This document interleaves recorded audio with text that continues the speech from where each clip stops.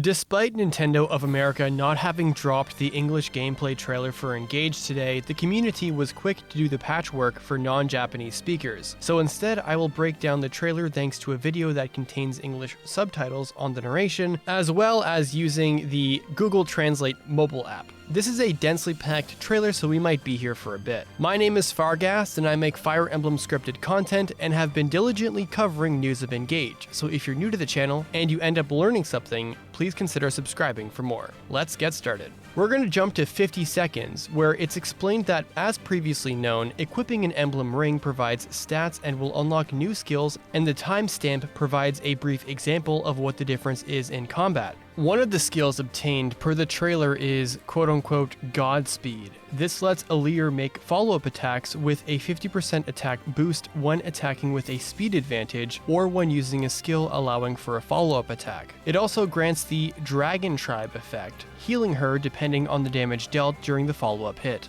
And if you didn't already know, once Elyos engages with Marth, she gets access to Mercurius, a sword that in FE1 at least was locked to him, but it stopped being a PRF to him after that game. But what's new to all is that personal skills get buffed. Then we see Elyos perform a unique engaged combat art that is visually quite similar to Astra, but hits 9 times instead of 5. さらに超強力なエンゲージ技も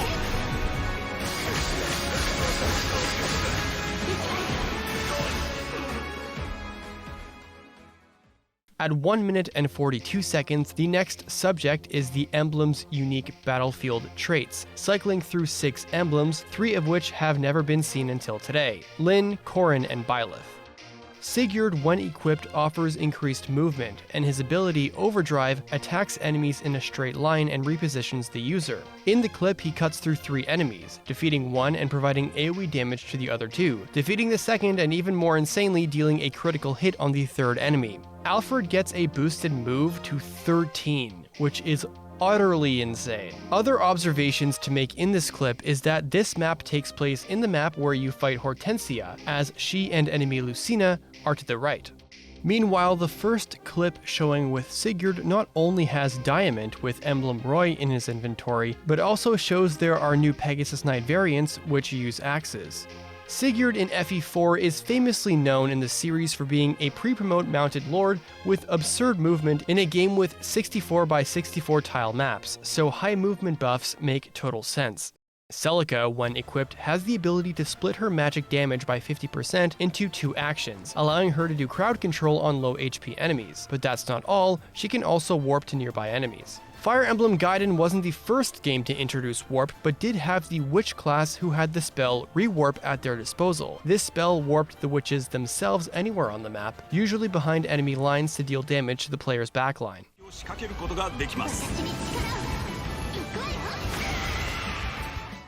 Corrin is up next. The first clip is about her being able to number 1, manipulate terrain by setting the whole thing ablaze, or number 2, creating an area of effect heal for her allies. She approaches the selected tile and then can trigger the map effect, and of course this one heals. The next clip is her given the option to summon a puddle which can reduce evasion by 30. She can also perform an AoE attack in a unique pattern with her unique combat art, which, as the narration states, attacks enemies in a line and changes any tiles along the way into puddle tiles. As you see with her attack, the enemies are suffering debuffs as well. This is probably related to how Corrin's dragon form is heavily related to water. Even their breath attacks in Fates make these weird bubble effects.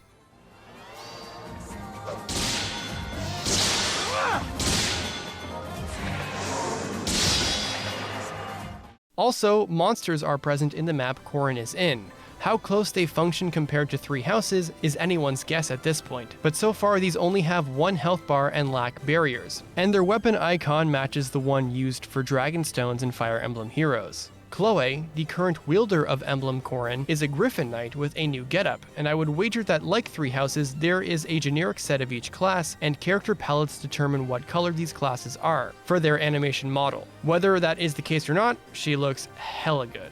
Jumping ahead to 5 minutes, there's also a brief clip of a new dancer character and Corrin obstructing the corridor with pillars of ice. Among many of Fates' unique mechanics, dragon veins were interactable tiles on the map that would change terrain, layout, or weather depending on the map. The dragon veins were only able to be activated by those with dragon blood, so this manipulation is directly lifted from that. I also freaking love this. I've been waiting for Fire Emblem to have cool terrain manipulation effects for a while, and I can't wait to try this. Next in line is male Byleth wielding the Sword of the Creator. His emblem ring provides allies around him stat boosts in battle. In the clip, he can use Guidance and provides an AoE plus 5 speed. He can also let adjacent allies who already used their turn to act once again. As a bit of trivia, Byleth here acts like an FE4 dancer, as Sylvia, for example, could refresh every unit adjacent to them. This skill is apparently called Dance of the Goddess, and per the narration, it's taken from his Divine Pulse ability in 3 houses. It's also possible to see Byleth giving Emir, Edelgard's signature weapon, to Alir, and with Alcrest, the Failnaught. So perhaps it's possible Alfred would be given Eredbar. Right next comes Lyn, who wields the Mulagir. Her emblem ring nullifies enemy counterattacks during the player's phase while also increasing the damage dealt by whoever's wielding her. She also comes with the ability Shooting Star, which allows anyone to act from afar like an archer while also letting them attack their target multiple times, just like the Astra skill. Jumping ahead to 5 minutes and 7 seconds, Lyn also provides the ability After Image, which surrounds the character Marin with 4 copies of herself. Apparently this is meant to set up multiple chain attacks. This looks like a very cool ability and directly calls back to Lyn's epic battle animation in FE7.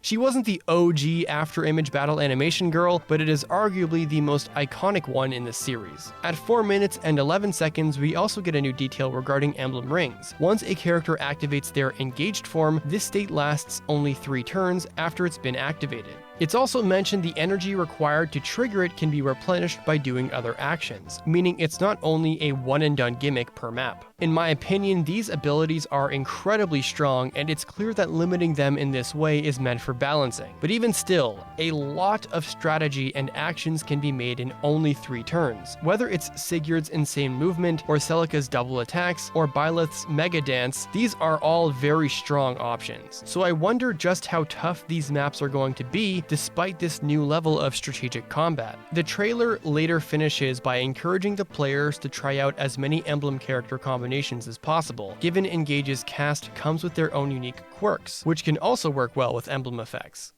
Shoutouts to Cyan Yo on Twitter for this tidbit of trivia. The maps showcased in the trailer are pulled directly from pre-existing Fire Emblem games. Of the several maps showcased in the trailer, 3 of them have a clear enough mini-map to make out that one is from Chapter 22 of FE5, Chapter 20BX from FE6, and Chapter 21 of FE6. Because of the nature of this video using a subtitled trailer and machine translation, it's likely I missed a detail or some fun trivia. But the purpose of this video was, despite no English trailer being released yet, and possibly until the FE Engage English website is launched, to cover the gameplay details in broad strokes and to acknowledge some trivia behind certain mechanic designs. Also, there is a ton more character reveals in this trailer and outside of the trailer that I decided not to cover for in this video, but instead to make a separate one for the sake of time. So be on the lookout for that video coming soon. Engage's gameplay is shaping up to be strategically very deep and incredibly fun. But what do you think? Let me know down below, and if you liked this video, please don't forget to leave a like and subscribe. And if you want to support the channel even further, consider checking out the Patreon. That's all for today. Deuces.